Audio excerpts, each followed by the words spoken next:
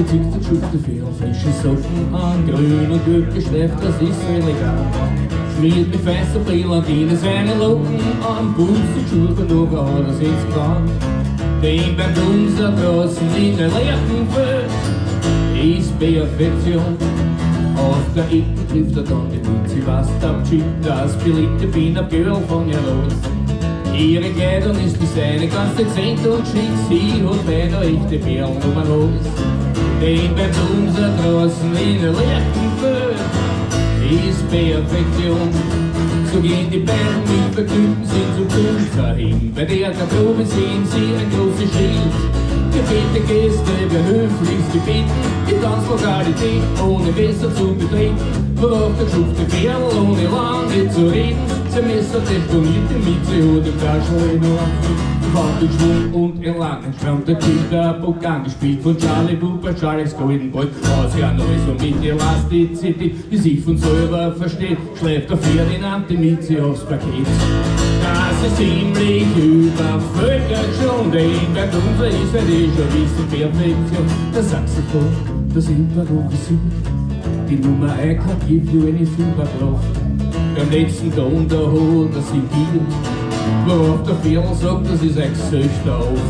Aber gleich nebenan, da steht ein junger Mann, der glaubt, dass ihn der Ferdinand gemeint haben könnte. Und er ist über diese Wand bemerkt und sehr deprimiert. Der geschupfte Viertel hat ihm nämlich die Witze entführt. Er findet es zwar sehr gemein, du hast eine Schlägerei, du beißt dann nur den Viertel in die Nosen hinein. Der ist ganz desperat, er weiß, ich kann raten, weil das Messer blöderweise in der Garderobe liegen hat.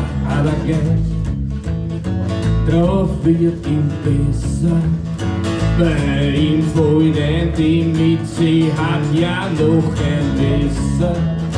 Er reißt jetzt an und gibt dem Gegner einen ziemlich leichten Stesser. Durch diesen Stesser fliegt er durch das ganze Tanzpaket. Am anderen Ende biegt er traurig an der Wand. Und 5, 6 Tänzer, die ringen sich am Boden. Darauf sagt einer, jetzt gibt's wahrscheinlich einen Maroden. Daraufhin sagt der andere, warum nicht gleich einen Toten? Sie schütteln sich die Hand dabei und sie den Ferdinand aus dem Band. Kaum hat der Pferd seine Flaschen, sagt er mit sie, reibt mir's Messer aus der Tasche. Doch die Mieze sagt, der Teufel soll's holen, jetzt hat mir wer meine Tasche gestohlen. Und in dem das dann der geschufte Viertel wehrlos war, hat die Übermacht ihn ziemlich malträtiert. Er bekam ein blaues Auge, dass er schwerlos war, das hat er mit Freude und Strich sich kuriert.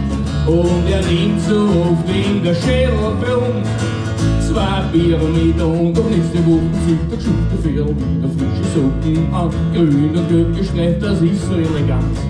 Schmiert mit feinster Brillatine seine Locken an, putzt die Schuhe und noch ein Haar, das ins Gewand. Denn beim Bumser draußen in der leeren Welt ist wieder einmal Perfektion. Ba-da-ba-da-ba-da-ba-da.